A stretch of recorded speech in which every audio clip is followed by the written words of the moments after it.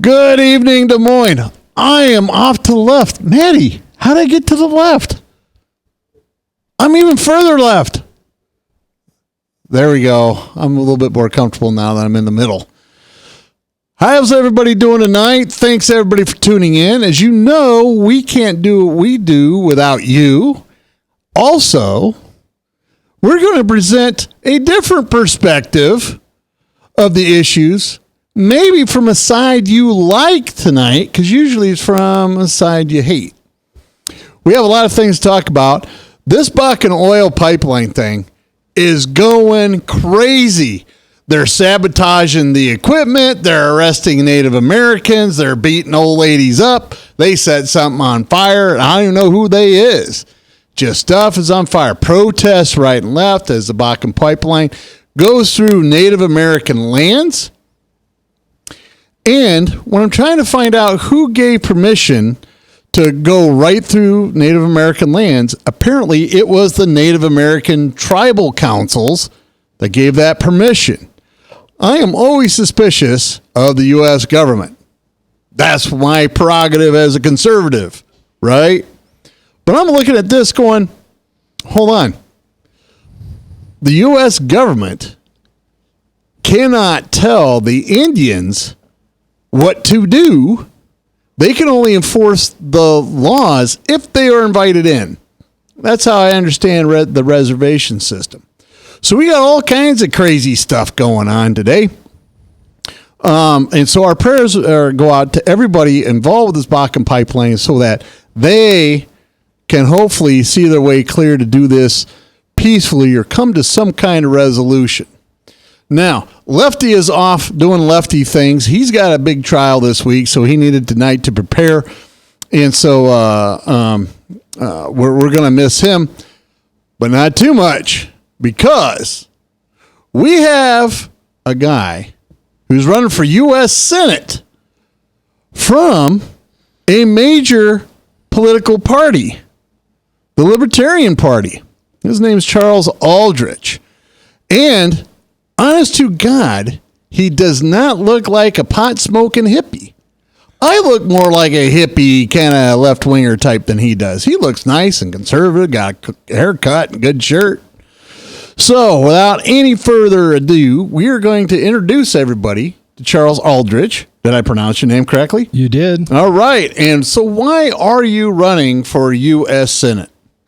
There's a lot of things that the federal government is doing that I really take offense at. And I figured getting into office is one way that I could change things. So where are you from? Right now I live in Clarion, Iowa. And where is that? 90 miles straight north of Des Moines. Oh, just short or just along of Mason City? Short of Mason City. Short of Mason City? It's north of Webster City. All right. So you're running on the Libertarian ticket. So you got your signatures and everything else with that? Yes, I did. All right. How was that? How was that experience getting some signatures? It was really good because I was collecting signatures in Webster and somebody got concerned. So they called the police. The 3 police showed up in 2 squad cars. And when you're collecting signatures? While I'm collecting signatures. So the 3 police signed mine so that they could help me onto the ballot. And they also signed for Gary Johnson to get him on the ballot. No kidding. So Gary Johnson, is he on the ballot here in Iowa? He is on the ballot. All right. Because I know he visited, 4 or 5 days ago, this last weekend? Yeah, last weekend. Last Saturday is when he was here. All right. So there are things that the U.S. government does that makes you mad. Boy, isn't that a shocker? And so what specifically is making you mad enough to spend a lot of money and your time traveling around the state talking to people? I've got a list of priorities. One, I want to stop the military from being in any conflicts outside the U.S. borders, because what they've been doing is creating more problems than they solve. The U.S. has been selling arms to both sides of conflicts. So what happens is They just continue having conflicts. Another thing is that we have troops in a lot of different countries for, in my opinion, very low reasons why they shouldn't be there to begin with. And they're not keeping the peace. They're not doing much other than creating problems, and we should bring them home. Another thing we're doing is we're giving money to foreign countries. The foreign countries are taking the money, but it's creating problems in the U.S. because they are taking the money and they're not doing what the U.S. government tells them to do. So in other words, we try to buy our friends and they don't stay bought. Exactly. All right. So now one of the things, I'm just going to be upfront with you. One of the things you're going to get hammered on, which is the same thing that Ron Paul got dinged on, is the idea is, and this is from policy wonks, for lack of a better term. One of the problems that the Libertarian Party has is, even though I agree we should be bringing our troops home, we should be making these countries pay for these troops. But one of the problems that really the Libertarian Party stumbles across is, foreign policy wise, it is viewed as the U.S. is a stabilizing influence when we have our troops there. Do you agree with that? No, I don't. What happens is when our troops are there, they're not stabilizing, but they're putting down, much like the Bakken pipeline, they're getting in there and causing more problems than they're solving. The people that are there, what's happening is they're being subdued because of the military, and they're trying not to get killed. So do you think it's our troops that are doing the killing, or what do you think? Because the truth is that's the reason Europe is stable.